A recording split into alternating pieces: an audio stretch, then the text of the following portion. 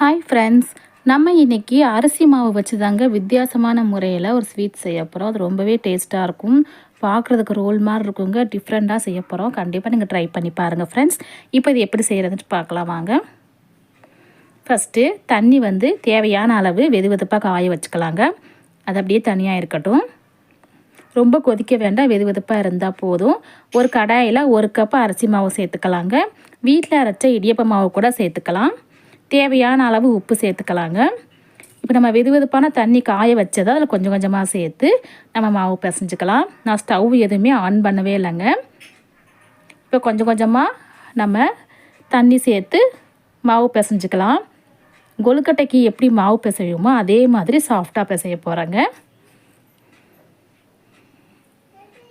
இப்போது இது நல்லா ஆறுனதுக்கப்புறமா மாவு பிசைஞ்சு வச்சிடலாங்க.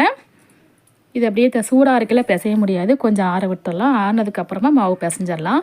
இது அப்படியே இருக்கட்டும், ஆறட்டும். மறுபடியும் ஒரு கடாயில் ஒரு 1/2 கப்பு தேங்காய் துருவல் சேர்த்துக்கலாம். இது நல்லா ட்ரையாக வறுத்துக்கலாங்க. இந்த பூரணமும் ரொம்பவே ஈஸியாக செஞ்சிடலாங்க. இப்போ நல்லா ட்ரையாக வறுத்ததுக்கப்புறமா ஒரு 1/4 கப்பு நாட்டு சர்க்கரை சேர்த்துக்கலாங்க. இதில் வீட்டில் இடியப்ப மாவு இருந்தாலே போதுங்க, இந்த ஸ்வீட் வந்து நம்ம சீக்கிரமாக செஞ்சிடலாம்.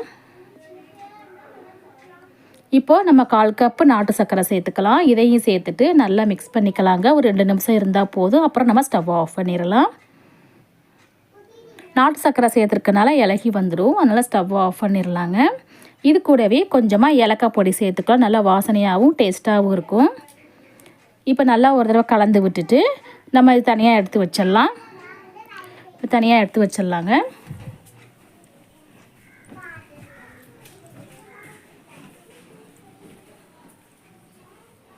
இதுவும் அப்படியே தனியாக இருக்கட்டுங்க பூரணம்.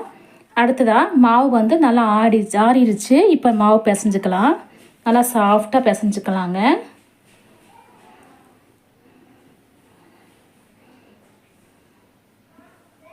நான் ரேஷன் அரிசியில் தாங்க நான் இடியப்ப மாவு அரைச்சி வச்சுருக்கேன். நல்லா வெள்ளையாக இருக்குது பாருங்கள்.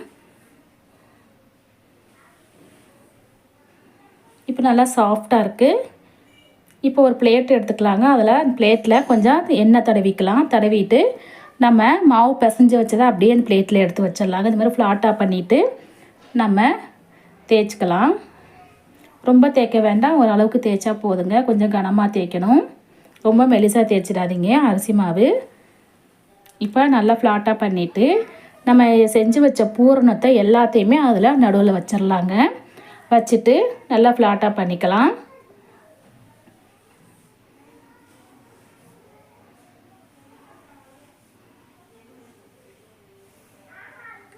இப்போது இதை வந்து அப்படியே நம்ம ரோல் பண்ணிக்கலாங்க. ரோல் பண்ணுறது கொஞ்சம் கஷ்டம்தான், அட்ஜஸ்ட் பண்ணிக்கலாம். நம்ம அப்படியே ரோல் பண்ணிக்கலாங்க. கொஞ்சம் எண்ணெய் கையில் கூட எண்ணெய் தொட்டுக்கலாம். அப்படியே ரோல் பண்ணிக்கலாம்.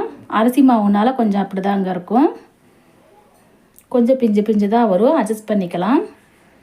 இப்போ இது மேலே கொஞ்சமாக அரிசி மாவு, அதாவது இடியப்ப மாவு இல்லைன்னா அரிசி மாவு மேலாப்பில் தூவிட்டு இப்போ அப்படியே நம்ம ரோல் பண்ணிக்கலாங்க. அரிசி மாவு போடும்போது கொஞ்சம் உங்களுக்கு ஈஸியாக இருக்கும், ரோல் பண்ணுறதுக்கு ஈஸியாக இருக்கும். இப்போ மாவு போட்டுட்டு அப்படியே நம்ம உருட்டிக்கலாம். பாருங்கள், இப்போ ரொம்பவே ஈஸியாக இருக்குது. மாவு மேலே தூவிட்டு அப்படியே உருட்டிக்கலாம். இது அப்படியே தனியாக இருக்கட்டுங்க. இப்போ ரெடி ஆயிடுச்சு.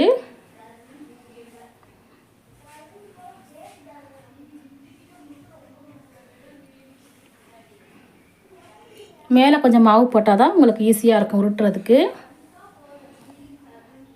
இப்போ இந்த ரோல் வந்து ரெடி ஆயிடுச்சுங்க. இப்போ இட்லி பானையில் நம்ம தண்ணி ஊற்றி வச்சிடலாம். தண்ணி நல்லா காஞ்சதுக்கப்புறம் தான் நம்ம இட்லி தட்டை வச்சு நம்ம இந்த ரோல் பண்ணதை அது மேலே எடுத்து வச்சிடலாங்க.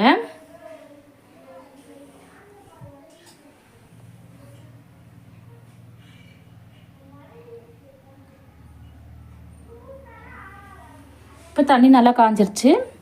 இப்போ நம்ம அந்த ரோல் வந்து அதில் எடுத்து வச்சுட்டு மூடி வச்சிடலாங்க. இந்த அடுப்பு லோ ஃப்ளேம்லேயே வச்சிடலாம். ஒரு 10 நிமிஷம் 10 நிமிஷம் இல்லைன்னா 8 நிமிஷம் இருந்தால் கூட போதுங்க. இப்போ மூடி வச்சிடலாம்.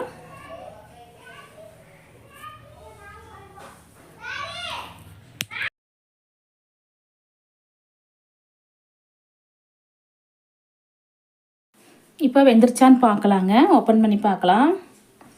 பாருங்கள் நல்லா சூப்பராக வெந்திருக்கு. இது ஆறுனதுக்கப்புறமா வெளியில் ஒரு பிளேட்டில் எடுத்து வச்சிடலாங்க. சூடாக இருக்கையில் எடுக்க வேண்டாம். நல்லா ஆறுனதுக்கப்புறமா நம்ம எடுத்து வச்சிடலாம்.